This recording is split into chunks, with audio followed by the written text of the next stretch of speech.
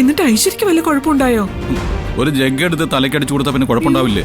നെറ്റി മുറിഞ്ഞു. പ്രണവിനെ ഇങ്ങോട്ട് പറഞ്ഞു വിട്ടിട്ട് ഐശ്വര്യ ഞങ്ങൾ ഹോസ്പിറ്റലിൽ കൊണ്ടുപോകായിരുന്നു.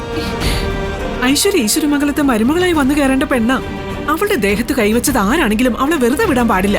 ഗൗതം, നീ നിന്റെ ഫ്രണ്ട് ACP വിളിക്ക്. ഇപ്പൊ തന്നെ സ്റ്റേഷനിൽ പോയി കംപ്ലൈന്റ് കൊടുക്കണം.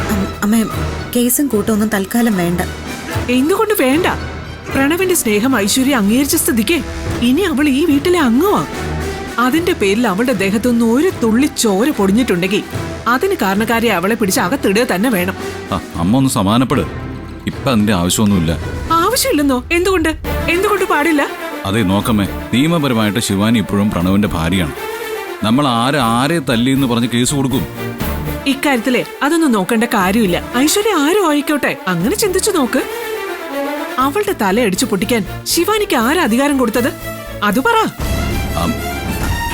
അമ്മ പറഞ്ഞത് ശരിയാ. പക്ഷെ പോലീസ് സ്റ്റേഷനിൽ ചെന്ന ശിവാനി ഐശ്വര്യ പ്രണവിന്റെ കാമുകയാണെന്ന് എന്നെ വിളിച്ചു പറയില്ലേ? നമുക്കെല്ലാം അത് നാണക്കേടാവില്ലേ? എങ്കിലൊരു കാര്യം ചെയ്യേ, നീ വാ ഗൗതം, കാറെടുക്ക്. എന്നെ കൊണ്ടുപോയ ശിവാനിയുടെ മുന്നിൽ നിർത്തിത്താ എന്റെ ഈ കൈകൊണ്ട് ചെകിടടിച്ചു പൊട്ടിക്കും ഞാൻ അവളുടെ. എടാ വണ്ടി എടുക്കടാ. അമ്മേ പറയുന്നത് തൽക്കാലത്തേക്കൊന്ന് കേക്ക്. നമ്മളിപ്പോ ഒന്ന് അടങ്ങുന്നതായിരിക്കും നല്ലത്. നമ്മളിപ്പോ എടുത്തിയാടിയാ അത് ശിവാനിക്ക് വളവാവുകയുള്ളൂ. ഇതൊരു സെൻസിറ്റീവായ വിഷയമാണ്. സൂക്ഷിച്ച് കൈകാര്യം ചെയ്തില്ലെങ്കിൽ ദോഷം ചെയ്യുമോ? എനിക്ക് ആ വൃത്തികെട്ടവളെ അരച്ചു കലക്കി കുടിക്കാനുള്ള ദേഷ്യമുണ്ട് ഇപ്പോ. നിങ്ങളാണെങ്കിൽ ഒന്നിനും സമ്മതിക്കത്തുമില്ല. എന്ത് പറയാനെന്ന് പറ. അമ്മ,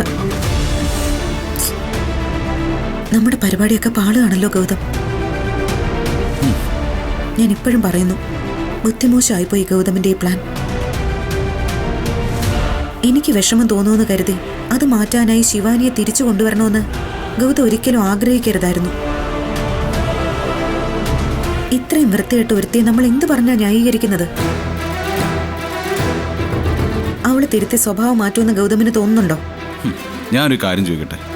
ഇതുപോലൊരു സിറ്റുവേഷനിൽ പ്രണവിന്റെ സ്ഥാനത്ത് ഞാനും ശിവാനിയുടെ സ്ഥാനത്ത് നീയുമായിരുന്നെങ്കിൽ എന്ത് ചെയ്യുമായിരുന്നു? ശിവാനി ആയതുകൊണ്ട് ഒരു തല്ലൊതുങ്ങി. നീ ആയിരുന്നെങ്കിലേ എന്റെ കാമുകയെ അവിടെ വെച്ച് കഴുത്ത് ഞെരിച്ച് കൊന്നാനെ.